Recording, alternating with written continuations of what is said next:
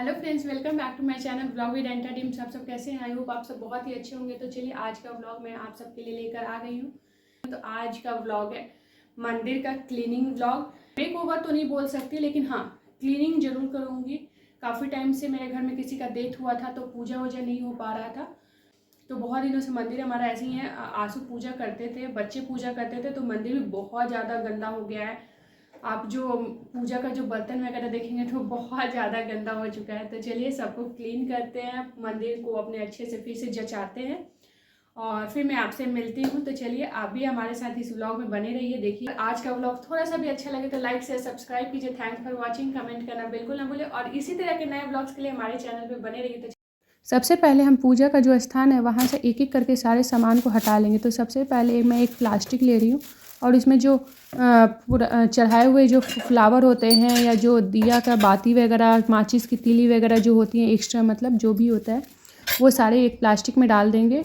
और एक एक करके सारे जो पूजा का बर्तन है वो मैं एक बास्केट में डाल दूँगी और जो नीचे में सामान रखा हुआ मैं ऊपर कबर्ड में रख दूँगी, ताकि क्योंकि मैं पूजा का जो भी एक्स्ट्रा सामान होता है ना वो पूजा का जो स्थान है उसके ऊपर जो कबर्ड है उसी में रखती हूँ, ताकि हमें आसानी से मिल जाए। क्योंकि हर मतलब सब कुछ हम पूजा वाले स्थान पे नहीं रख सकते, इसलिए भी फिर हम एक एक करके सारे भगवान का जो वस्त्र है उसको हटा देंगे। क्योंकि मैं इन सबको स्नान कराने वाली हूँ, तो पहले मैंने सोचा था कपड़े से पोंछ दूँगी, फिर मेरे को लगा बहुत ज़्यादा, मतलब जब हम तिलक वगैरह लगाते हैं तो पूरा फ्रेम वगैरह भी गंदा हो जाता है और फैल जाता है। और वैसे भी अभी हमारे घर में जैसा कि हमने बताया था कि किसी का डेथ हुआ था, तो फिर मैंने सोचा कि अच्छे से उनको स्नान ही करा देती हूँ।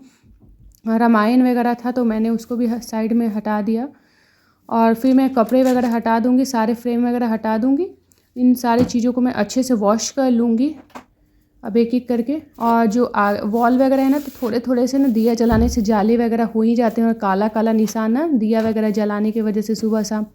तो उन सारी चीज़ों को मैं उसी कपड़े से पोंछ लेती हूँ, क्योंकि फिर ये कपड़े को मैं पानी में या कहीं पे ना प्रवाहित कर दूँगी या पेड़ वगैरह के नीचे रख दूँगी ना, क्योंकि इसको मैं वापस रिपीट नहीं करती, तो इस वजह से।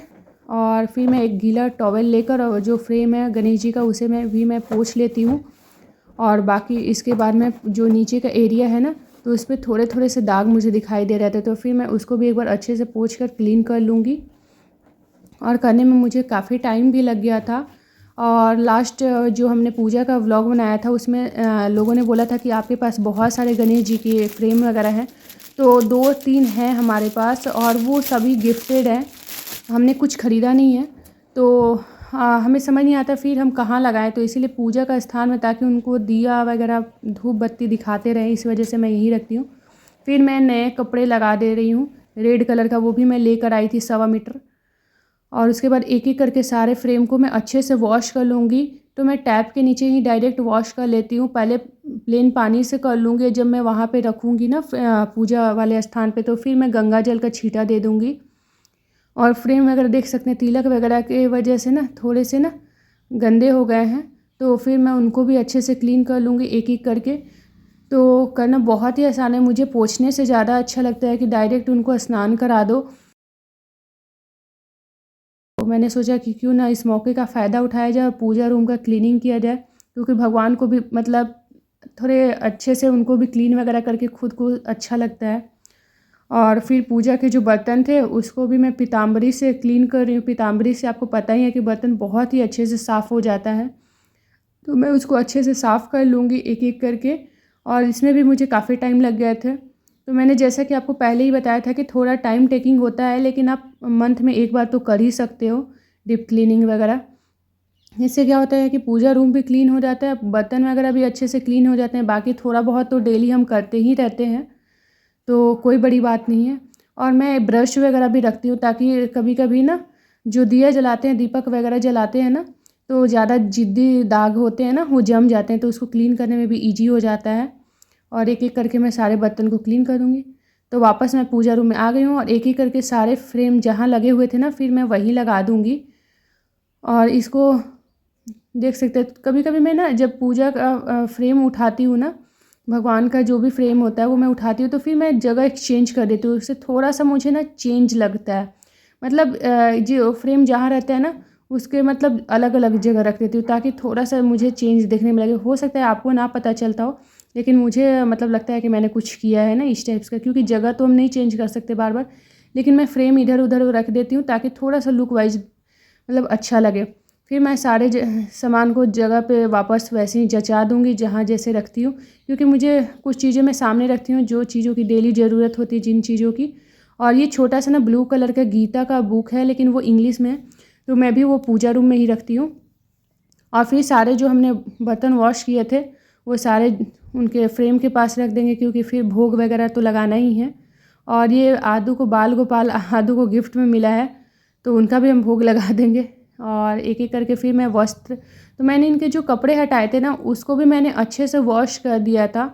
और जो पूजा का माला वगैरह था उसको भी मैं अच्छे से सर्फ वगैरह से अच्छे से क्लीन कर दी थी, और बहुत ही अच्छे से साफ़ हो जाता है। और वैसे 1 से 2 सेट कपड़े रखने चाहिए, ताकि एक वॉश करो तो दूसरा पहना दो, तो माला और कपड़े तो सेट रखने पड़ते हैं ताकि हम चेंज कर सकें, इस वजह से भी। और जब भी आप चेंज, अगर मान लो नया नहीं ख़रीदना है तो आप वॉश करके रखेंगे रहेंगे तो आप चेंज भी कर सकते हैं, इस वजह से। और फिर मैं सारे भगवान को वस्त्र दे दी, फिर उसके ऊपर माला लगा दूँगी एक एक करके। और ये फटाफट होते गया, करने में एकदम टाइम भले ज़्यादा लगता हो, लेकिन आपको फील नहीं होता जब आप काम करते हो ना, तो आपको पता बिल्कुल भी नहीं चलता कि कितना टाइम हो गया और आपके सारे काम ख़त्म भी हो जाते हैं।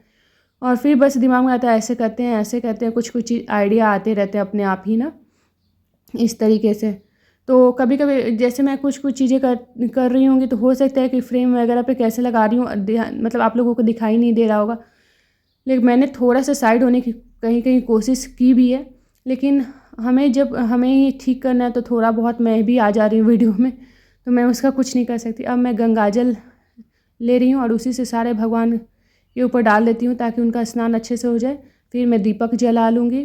तो दीपक में आज संडे, जैसा कि मतलब संडे और ट्यूसडे को नहीं जलाते हैं, उसका तिल का तेल का दिया, तो फिर तिल का तेल ही बाहर था, फिर मैं घी नया पैकेट खोल के वो भी एक डब्बे में डाल दी ताकि बच्चों के लिए ईजी रहे मॉर्निंग में जलाना, क्योंकि डेली बच्चे पैकेट से नहीं निकाल सकते। फिर मैंने एक एक करके सारे भगवान को बोल में भोग भी लगा दिया, प्रसाद वगैरह चढ़ा दिया, और फिर मैं उनको खाने के लिए बुला भी रही हूँ।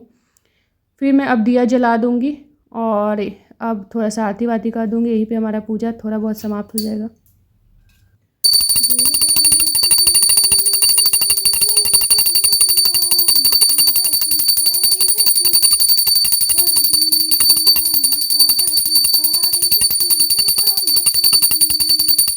अब मैं आपको पूजा के स्थान का फाइनल लुक दिखाती हूँ। तो देख सकते हैं कि मेरे भगवान जी नहा धोआ के शुद्ध होके कितने सुंदर लग रहे हैं।